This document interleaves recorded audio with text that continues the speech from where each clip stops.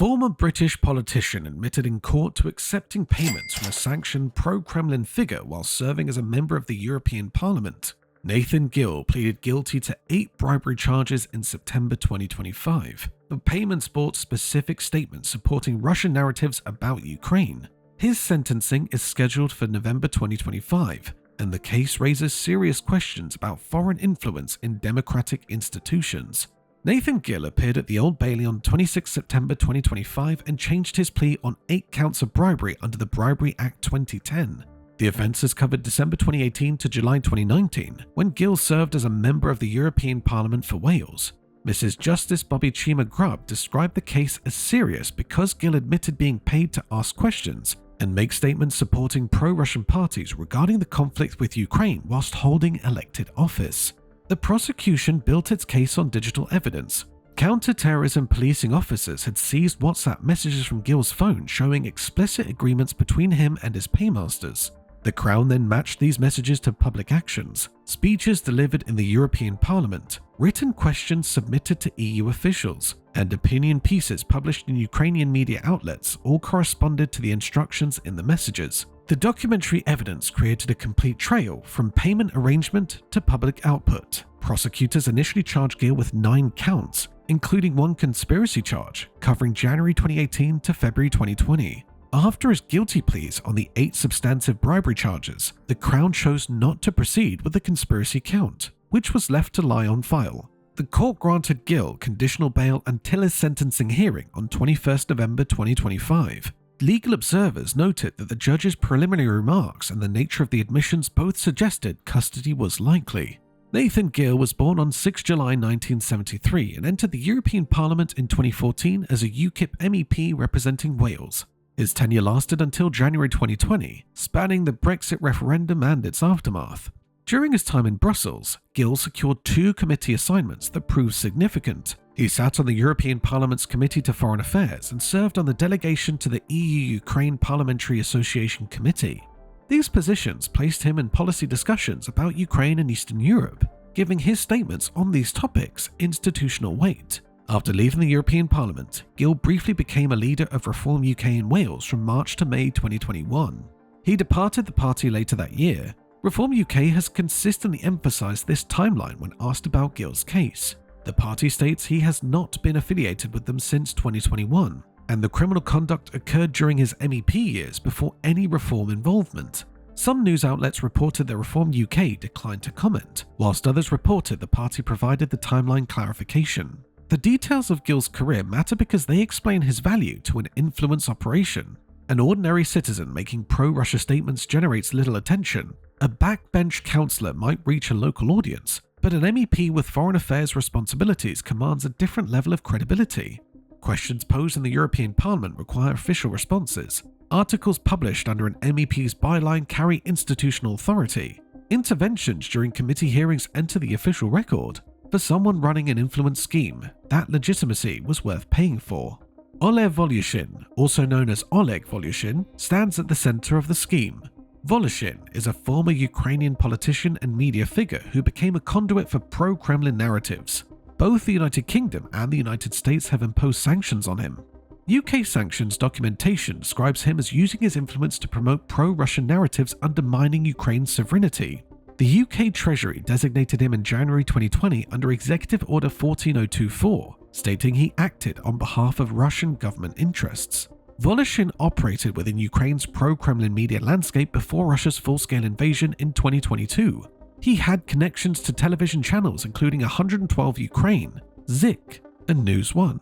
In February 2021, Ukraine's National Security and Defense Council blocked these channels from broadcasting, citing national security concerns.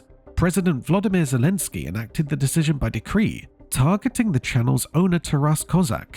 International organizations, including Human Rights Watch and Atlantic Council, documented these channels' role in amplifying Moscow's messaging within Ukrainian domestic media. The Council of Europe also examined the decision. Prosecutors told the Old Bailey that Voloshyn tasked Gill at least 8 times to deliver specific statements. Sometimes the venue was the European Parliament, sometimes media outlets. The purpose remained consistent, advancing narratives beneficial to Russian interests regarding Ukraine. Charging documents and court reporting specifically mentioned Gill's media work. including writing for 112 Ukraine before Ukrainian authorities shut it down. The relationship was transactional rather than ideological. Messages recovered from Gil's devices showed clear exchanges, specific instructions, specific outputs, payment arrangements. Voloshyn's sanctioned status confirms the UK and US authorities view him as part of Russia's influence infrastructure. His role in Gil's case fits a documented pattern of Russia using access to European political figures to manufacture legitimacy for its positions on Ukraine. The investigation began at Manchester Airport on 13 September 2021. Counter-terrorism policing officers stopped Gil under Schedule 3 of the Counter-Terrorism and Border Security Act 2019.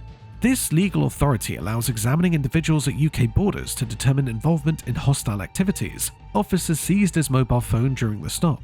Later, they conducted a search of his home in North Wales and obtained additional electronic devices. Digital forensics provided the breakthrough evidence. Detectives recovered WhatsApp message exchanges showing agreements to perform specific acts as an MEP in exchange for money. The investigative work then required matching those private communications to public activities. Researchers compiled Gil's speeches in the European Parliament, his written parliamentary questions, media appearances, and articles carrying his byline. The pattern matching revealed correspondence between the instructions in the messages and subsequent public statements. Some of Gil's content appeared in Ukrainian media outlets that Kiev later sanctioned and shut down. Investigators could trace his outputs across both EU institutional records and Ukrainian media archives, creating a timeline that supported the digital evidence. In March 2022, officers interviewed Gil under caution. The investigation continued for nearly 3 years before the Crown Prosecution Service's Counter-Terrorism Division authorized charges. On 20 January 2025, Gil received charges via postal requisition, 8 counts of bribery and 1 conspiracy count. He appeared first at Westminster Magistrates Court, then at the Old Bailey for case management hearings. Early proceedings in February and March 2025 indicated trial preparation, with his legal team initially suggesting not guilty pleas. That stance changed in September when Gil admitted the 8 substantive bribery counts. The Bribery Act 2010 criminalizes both giving and receiving bribes. Section 2 covers being bribed, the offense Gil admitted. The law applies when someone requests, agrees to receive, or accepts a financial or other advantage, intending that a relevant function be performed improperly.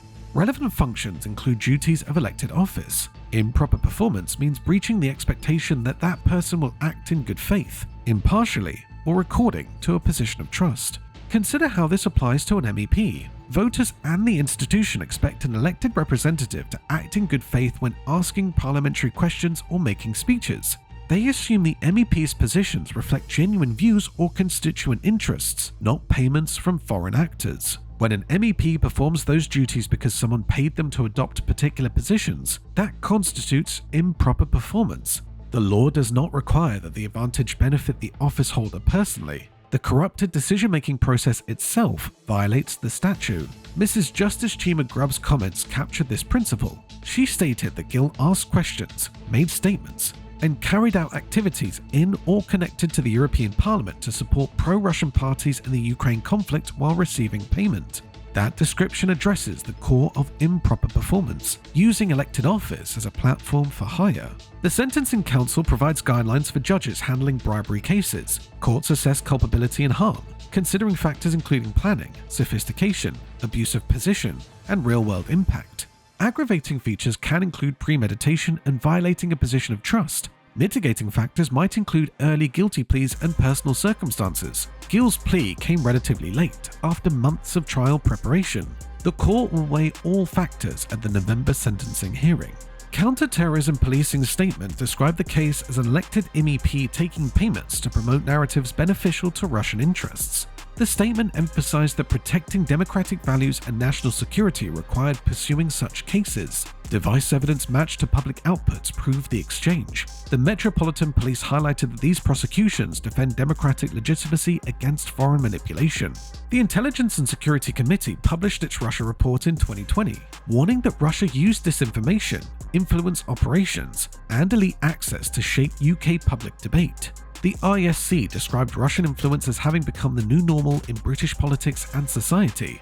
Commons Library briefings have documented these concerns. Many suspected instances never produce criminal charges because evidence remains insufficient or activity stays within legal boundaries. Gill's case stands out because prosecutors could prove a criminal exchange, money for specific outputs by a sitting MEP. The leverage these arrangements provide is substantial. A speech in the European Parliament gets reported in media outlets, cited in policy debates, translated and disseminated across borders. An opinion piece under an MEP's byline carries authority that anonymous commentary never could. Parliamentary questions force official responses, creating paper trails that legitimize inquiry into chosen topics. For an influence operation, having an elected official deliver your message is worth significant investment because it manufactures credibility through institutional platforms. Reform UK's rapid distancing from Gill reflects political necessity. He left the party in 2021, and the offences occurred during his MEP tenure before any reform involvement. These facts are correct. However, the situation remains politically uncomfortable. A person who briefly led the party in Wales now stands convicted of selling his elected platform to sanctioned Russian-linked figures. Whether this reflects on current Reform UK operations or not, it reignites broader debates about foreign influence and how parties vet their leadership. Court documents reference quantities of money in cash, though exact sums have not been publicly disclosed. The charging language described cash payments connected to Gill's performance as an MEP. Prosecutors outlined a pattern: payment for specific tasks including posing questions, contacting senior officials, arranging events, and writing opinion pieces. Each output has an associated payment arrangement. Operating in cash made the scheme harder to trace through banking systems. Banks must report suspicious transactions, and electronic transfers create permanent records. Cash payments avoid both complications. However, the WhatsApp messages provided the documentary evidence prosecutors needed. Those communications showed the arrangements, what Gill was instructed to do, confirmation when he completed tasks, and references to payment. Digital forensics recovered these exchanges despite them being years old when officers seized the devices. The conspiracy count the prosecutors chose not to pursue alleged activity from January 2018 to February 2020, a longer period than the 8 substantive counts covered. That charge also mentioned Voloshyn and others, suggesting a broader network beyond the 2 principal figures. With Gill's guilty pleas securing convictions on 8 counts, the Crown elected not to proceed with the conspiracy charge. Whether other individuals might face charges in the UK remains unclear from public reporting. Voloshyn himself is not believed to be in the UK and faces no apparent UK criminal proceedings, though sanctions do remain in force against him. The mechanism was straightforward. A sanctioned pro-Kremlin figure identified a sitting MEP, made specific requests aligned with Russian interests regarding Ukraine, and provided cash payments for delivery. Their scheme operated for months at minimum, producing outputs across multiple platforms from EU institutions to Ukrainian media outlets. It came to light only because border officers stopped Gill years later and seized devices that preserved the evidence. Sentencing on 21 November 2025 will determine Gill's punishment. Bribery convictions carry maximum sentences of up to 10 years imprisonment.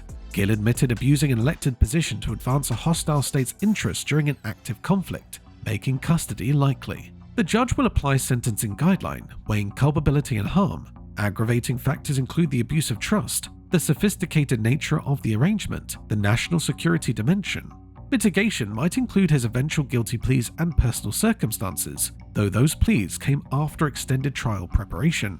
The implications extend beyond Gill's sentence. The case demonstrates that UK law enforcement can investigate and prosecute foreign influence operations when evidence supports criminal charges. The combination of border powers under counter-terrorism legislation, digital forensics capabilities, and coordination with international sanction regimes proved effective.